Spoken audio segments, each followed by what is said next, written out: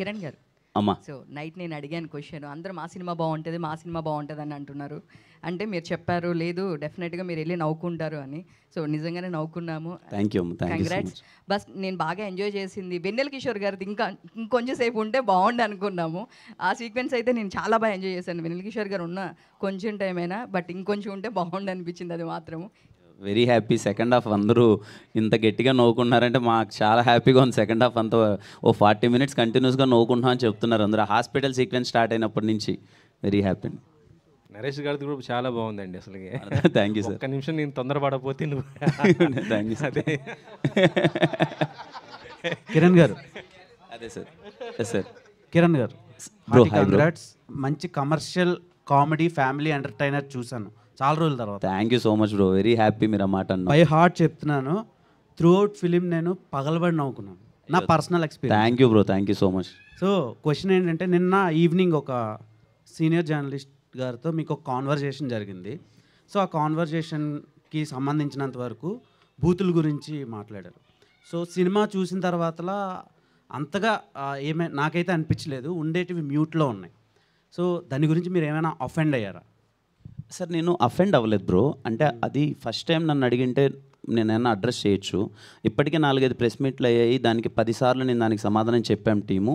అది నాకు తెలిసి సార్ కూడా వినింటారు.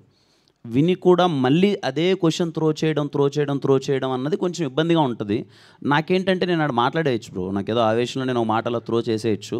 నాకు నిన్న నా ఫీలింగ్ ఏంటంటే, రేపు పొద్దున్నే సినిమా రిలీజ్, మేమందరం హ్యాపీగా ఉండాలి, చాలా మంచి సంతోషంగా మిమ్మల్ని అందరినీ నేను కలిసింది నిన్న ఓ పాజిటివిటీ కోసం. చాలా మంచి పండగ సినిమా వస్తుంది, ఎంటర్టైన్మెంట్ వస్తుంది, ఎంజాయ్ చేయండి అనే వైబ్లో ఈ చిన్న నెగిటివిటీ, ఈ చిన్న దాని గురించి ఆ డిస్కషన్ వద్దు. ఇప్పుడు నేను ఏదైనా డిస్కస్ చేస్తే అది వైరల్ అయిపోయేసి సినిమా కన్నా ఇది ఎక్కువ డిస్కషన్ అవుద్దు అని చెప్పి నేను చాలా సైలెంట్గా ఉన్నాను బ్రో. నార్మల్గా సినిమాలో ఏదో కావాలని కామెడీ పెట్టే సినిమాలు కొన్ని ఉన్నాయి. ఈ సినిమాలో ఏంటంటే ఒక పర్టికులర్ కీ పాయింట్ ఒకటి ఉంది, ఒక లేడీస్, ప్రతి ఉమెన్కి సంబంధించిన పాయింట్ అది. అంటే ఆ డిజార్డర్ ప్రతి ఉమెన్లో కనిపిస్తుంది, వాళ్ళు ఫ్రస్ట్రేట్ అయినా స్ట్రెస్లో ఉన్నా. సో అది నేను ఇప్పుడు స్పాయిల్ చేయదలుచుకోవట్లేదు. అంటే మీరు చేయట్లేదు, అది very thank you so much bro. నాకు తెలిసి ఒక రివ్యూలో ఆల్రెడీ ఆ ప్రాబ్లం అన్నది బయట పెట్టేశారు bro.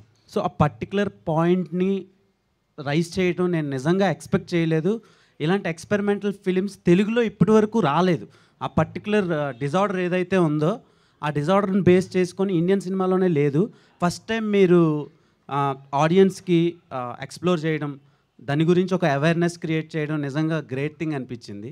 Thank you bro. And యుక్తి గారు, మీ పెర్ఫార్మెన్స్తో చేశారు మాకు ముక్తి.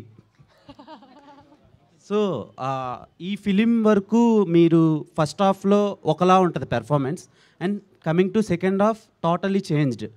సో ఎలా అనిపించింది, ఆడియన్స్ ఓవర్వెల్మింగ్ రెస్పాన్స్ ఎలా అనిపించింది?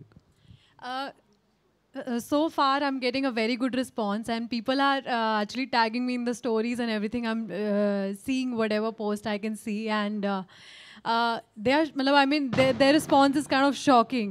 Like they're like, we're shocked to see you like that, because what we see on like in media, like how you are, it's absolutely changed. And I think that's what my like, what do we call it, kind of goal was, that they have to be shocked with the performance. And yes, I'm loving it, loving the response, and waiting for more love. Kiran Abbavaram గారు, sorry to say this, నాకు యుక్తి సినిమాలో మీరు తనని support చేస్తున్నట్టు అనిపించింది. చాలా అంటే యాక్సెప్ట్ చేయడం కూడా ఇలాంటి కాన్సెప్ట్స్ చాలా రేర్గా జరుగుతాయి ఒక కమర్షియల్ హీరో. అండ్ ఈ టోటల్ కామెడీ ఫిలింలో మీరు ఒక టమాటా ఫెస్టివల్ అని ఒకటి పెట్టారు.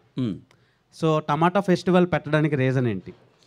అంటే కొంచెం యాక్చువల్ కథ ప్రకారమే నాని అనుకున్నప్పుడు హీరో, అదే మీకు కథ తెలుసు కదా, హీరో కొంచెం అక్కడ కొన్ని రోజులు కనపడ్డు, అది ఎక్కడ ఓపెన్ చేద్దాం అంటే చిన్న ఫ్రెష్ ఫీల్ ఉంటుంది, ఒక చిన్న వైబింగ్లో అలా ఓపెన్ చేస్తే బాగుంటుందని అలా పెట్టారు.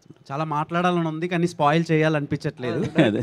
నానిగారు, కంగ్రాట్స్ అండి. Thank you so much bro. Thank you. నానిగారు, అంటే ఈ సినిమాకి సంబంధించి కేరళ ఎపిసోడ్లో అందరూ తెలుగే మాట్లాడుతుంటారు. అంటే వాళ్ళంతా అక్కడ సెటిల్ అయిన వాళ్ళ, లేకపోతే అందరూ ప్యూన్ దగ్గర నుంచి, కాలేజీలో ప్యూన్ దగ్గర నుంచి అందరూ మలయాళం ఎవరికి రాదా?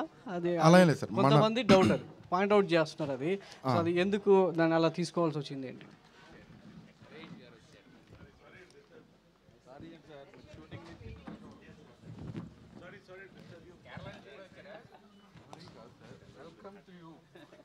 నాని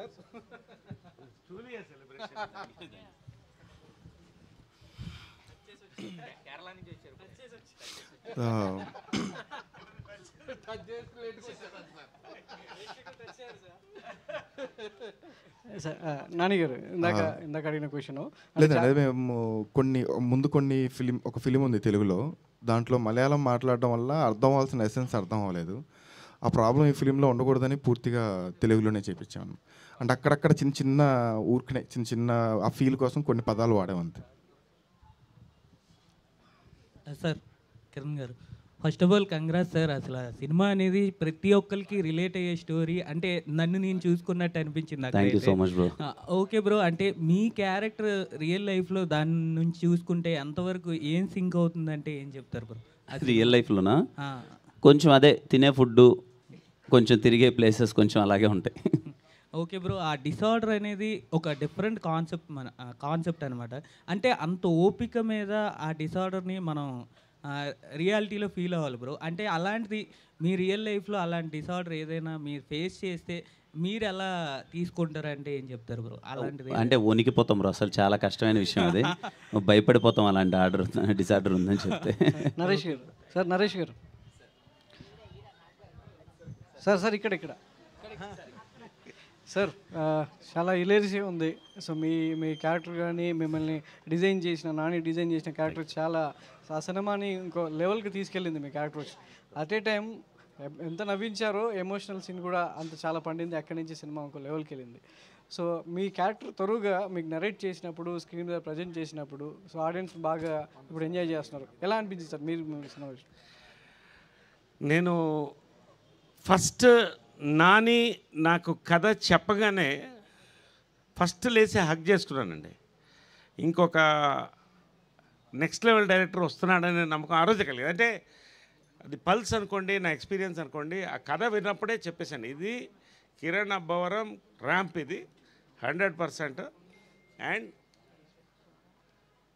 పెద్ద హిట్ అవుతుందని చెప్పాను నేను. ఎందుకు అన్నాను, ఇవాళ దీపావళి హిట్ కొట్టాం ఒకటి.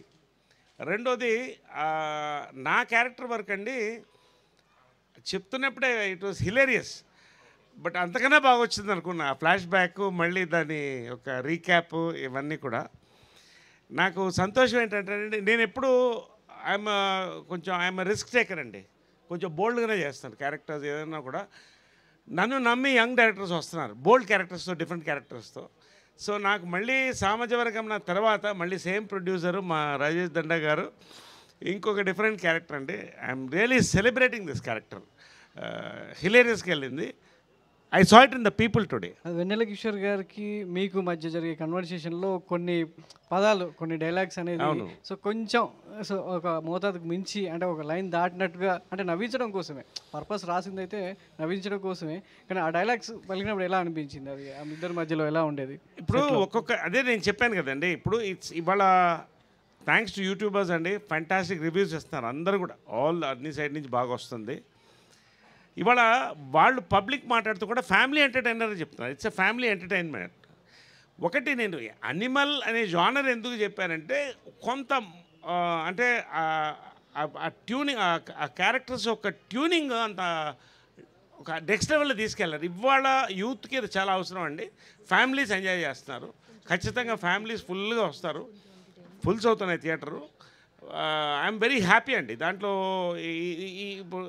ఇప్పుడు ఇంతకుముందు గుంటూరు టాకీస్ ఒకటి చేసాము, it was a commercial hit.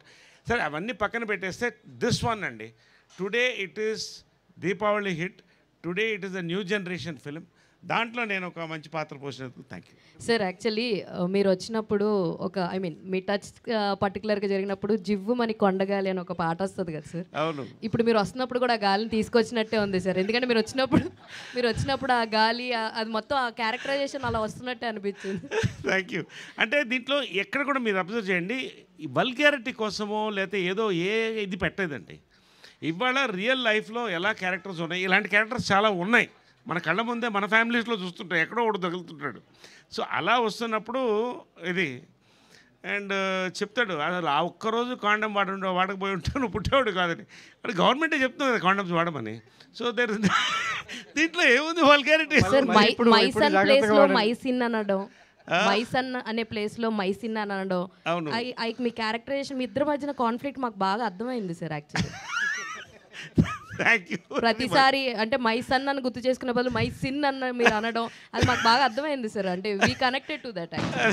Thank you very much. So already festival start అయిపోయింది. కంగ్రాచులేషన్స్. అండ్ కిరణ్ గారికి one last question from my side. Sir actually కాపుడు చూసాము, మా ఆయన కోసం ఈ సినిమాని చూడండి అని ఒక క్యాప్షను, అండ్ కే ర్యాంప్ కోసం మా నాన్న కోసం చూడండి ఈ సినిమా అని చెప్పి మీ పోస్ట్లో, రహస్య గారి పోస్ట్లో చూడడం జరిగింది. అయితే ఆవిడ సినిమా చూసారా? ఆవిడ సైడ్ నుంచి రెస్పాన్స్ ఏంటి? చూసారండి, తను చూసింది, చాలా బాగా నచ్చింది, వాళ్ళు బాగా ఎంజాయ్ చేశారు అందరూ. డైరెక్ట్గా లాస్ట్ వర్క్ వచ్చి అమ్మాయి బతికి ఉంటే ఆ డైలాగ్ ఉంది చూసారా, అది హిలేరియస్గా పేలుతుంది. సో ఏంటి దాని వెనకాల ఒక చిన్న మ్యాటర్ చెప్తారా? లేదు సార్, క్లైమాక్స్లో ఫాదర్ ఎమోషన్ ఏదైతే సీన్ ఉందో